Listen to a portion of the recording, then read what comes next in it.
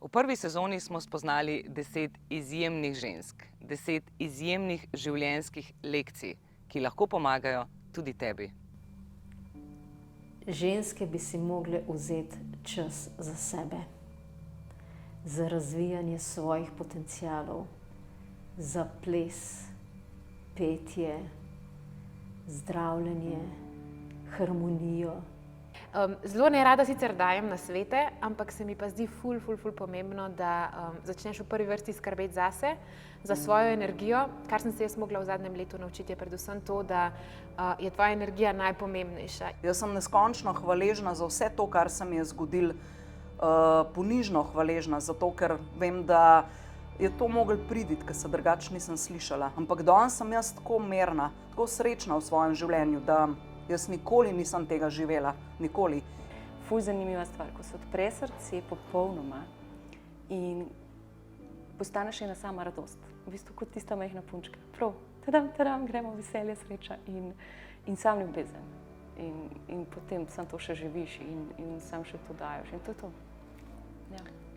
Samo, da je treba slediti svojim sanjam in da je treba pač spregovoriti in kdaj je dosti lažje govoriti v imenu tega, kar počneš, kot v svojem imenu. Tako da, če vam je takrat pač lažje, ne, da se postaviš v vlogo nekega zagovornika ali svojega posla ali nečesa, kar je odvisno od tebe, ne, pač povej to, ne se ustaviti. To je tisto, kar se mi zdi ključno pri preživetju, ne, in jasno, pač, da slediš sebi, je največ, kar si lahko pokloniš v življenju v resnici. Pripravljena sem spustiti strahove, razne blokade, ki me pri tem še ovirajo.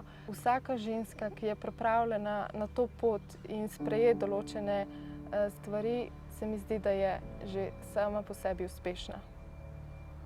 Ni denar tisti najpomembnejši člen, faktor pri vsem skupaj, ampak to, da ti lahko mirno zaspiš in rečeš, da si svetu, sebi, svoji družini nekaj doprinesel s tem, da nisi bil tih in da te eno razočaranje ni ustavilo.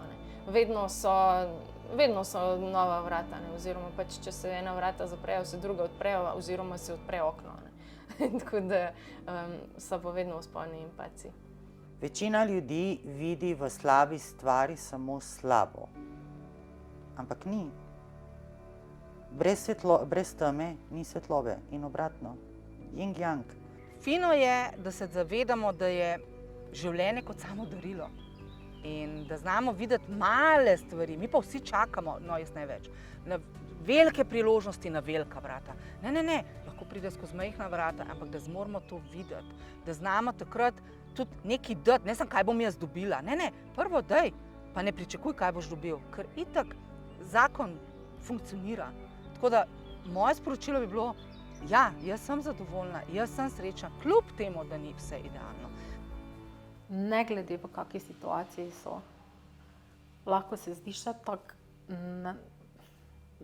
brez rešitve ali pa nikoli naj ne mislijo, da nimajo izbire. Ker izbiro imamo zmeraj. Kljub temu, da se dostikrat počutimo, jaz sem v situaciji, nimam izbire. Imaš izbiro. Res je, da mogoče se ti zdi, če izbereš drugače, da je tisto bojo grozne posledice, ki niso nikoli tako grozne, ko se ti v tistem trenutku zdi. Bi predala sporočilo za vse ljudi, tudi za mladino, za najstnike, da v prvi vrsti mi ne moramo na novo nalagati stvari, dokler se ne lotimo sčistiti starih stvari.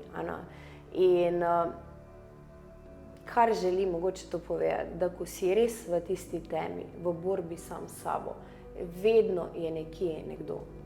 Ne, samo ne biti tiho. Tudi mene več danes ne bi bilo. Tule ne bi o tem govorila, če bi bila tiho. Ker takrat nimaš moči, ampak je nekje nekdo, ko ti bo rekel, ono knjigo znam, on ga poklič, ampak si pa dati priložnost, mogoče pa je tu nek signal in ne vedno izhajati potem iz tistih starih ran. To ni v redu, to ne bo delovalo. Konec koncev imaš izkušnjo, dobro ali pa slabo. Ženske so temelj družbe. Ampak ni še konec. že naslednji teden na YouTube kanalu Ženska klepetalnica in zgodbe z vsebino Nova zgodba. In v tej sezoni, verjemite, boste mogoče tudi kakšen obraz prepoznali, vmes pa se znajde in se bo znašel tudi kak moški, saj vemo, ženske brez moških ne moremo. Ne spreglejte naslednji petek.